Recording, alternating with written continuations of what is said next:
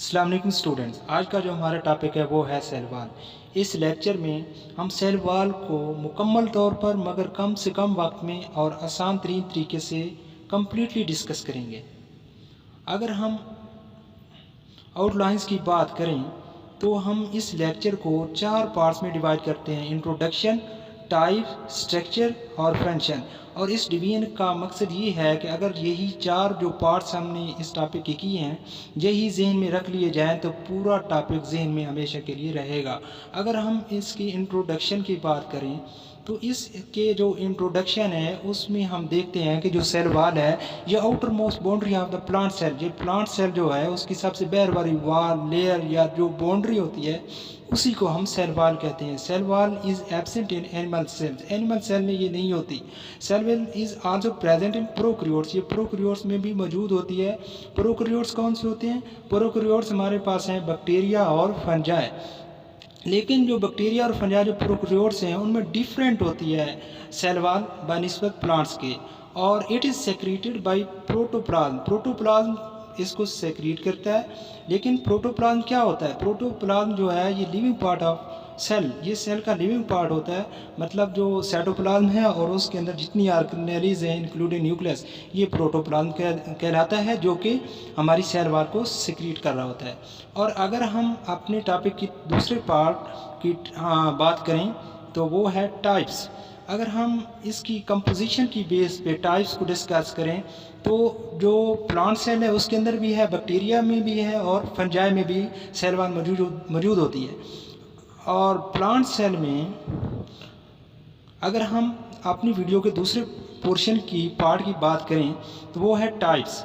इसकी जो अगर हम अपनी वीडियो के दूसरे पार्ट की बात करें तो वो है types of cell wall. Types की बात करें तो प्लांट्स में भी मौजूद है, बैक्टीरिया में भी मौजूद है, फंजाई में भी मौजूद है। प्लांट्स में ये जो है ये सेलुलोज की बनी होती है, ये सेल वाल प्लांट्स में सेलुलोज की बनी होती है, बैक्टीरिया में पेप्टाइडोग्लाइकेन की बनी होती है और फंजाई में काइटिन की बनी होती है। और अगर हम इसकी स्ट्रक्चर की बात करें जो कि हमारे टॉपिक का तीसरा पार्ट है, स्ट्रक्चर को देखें तो जो सेल वाल है ये कंपोज्ड है 3 लेयर्स की। प्राइमरी सेल जो पहली लेयर है उसको प्राइमरी सेल वाल कहते हैं, दूसरी एक और लेयर होती है जिसको मिडल लैमेला कहते हैं और तीसरी एक और वाल होती है जिसको हम सेकेंडरी सेल वाल कहते हैं। अब हम देखते हैं कि प्राइमरी सेल वाल क्या है।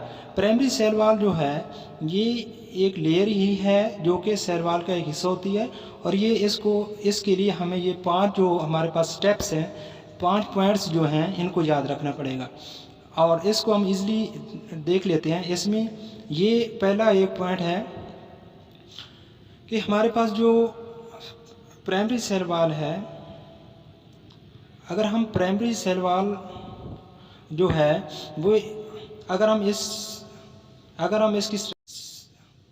हम इसकी स्ट्रक्चर को देखें तो हमारे पास primary cell wall, middle lamella और सेकेंडरी सेल वाल जो है उस पर ये कंपोज होती है। अगर हम प्राइमरी सेल वाल को देखें तो प्राइमरी सेल वाल जो है ये इसके लिए हमें ये 5 जो पॉइंट्स है ये याद रखेंगे हम।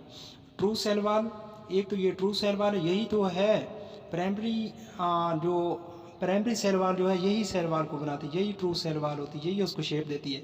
ये लेस रिजिड होती है, ये ज़्यादा रिजिड नहीं होती, रिजिडिटी इसकी कम होती है, ये सख्त नहीं होती।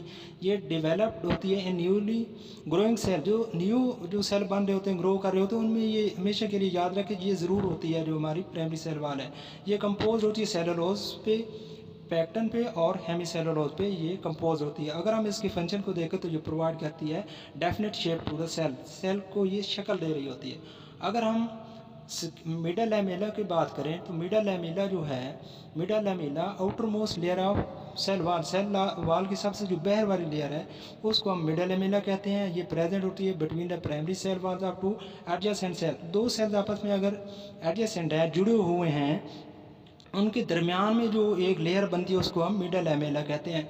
It is first to be formed in plant cell, ये पहली बार इसको प्लांट सेल में देखा गया था। ये प्लांट सेल्स ही बनाते हैं। प्लांट सेल में जो सेल आपस में एडजेसेंट जुड़े होते हैं, नेबर होते हैं, करीबी होती हैं, उनके दरमियान में ये बनती है। ये काम क्या करती है? ये कनेक्ट करती है primary walls of adjacent sales.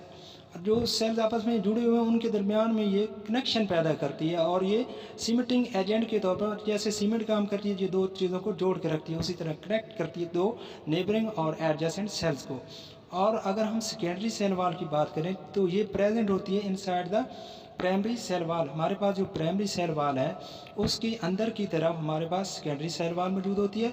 ये कंपैरेटिवली थिक एंड रिजिड होती है। अगर हम इसको सेल वाल के साथ कंपेयर करके देखें तो ये थोड़ी थिक, मोटी भी होती है और रिजिड और सख्त भी होती है। क्यों ये सख्त होती है? क्योंकि it is compose of lignin. Lignin जो है ये सख्ती पैदा करता है, रिजिडिटी देता है। ये कंपोज होती है लिग्निन पे, वैक्सेस पे, सेलिका पे, क्यूटन पे, ये इनऑर्गेनिक साल्ट्स वगैरह पे मुश्तमिल होती है। ये क्या करती है? ये जो फंक्शन इसको देखा तो जो सेकेंडरी सेल वाल है ये प्रोवाइड करती है strength to the cell. It provide strength to the cell. जो सेकेंडरी सेल वाल है ये स्ट्रेंथ देती है सेल को। और अगर हम ये देखें दोबारा, हमें पता है कि सेल जो है, प्लांट का सेल है, उसके ऊपर प्लाज्मा मेम्ब्रेन मौजूद है। प्लाज्मा मेम्ब्रेन के ऊपर एक और लेयर होती है। हमें पता है कि प्लांट के अंदर प्लाज्मा मेम्ब्रेन मौजूद होती है और प्लाज्मा मेम्ब्रेन के ऊपर सेल वाल भी मौजूद होती है। सेल वाल की जो पहली लेयर प्लाज्मा मेम्ब्रेन के ऊपर होती है उसको हम सेकेंडरी सेल वाल का नाम देते हैं, जो कि थिक और रिजिड होती है। उसके ऊपर प्राइमरी लेयर होती है सेल वाल की, और जिसको हम प्राइमरी सेल वाल कहते हैं।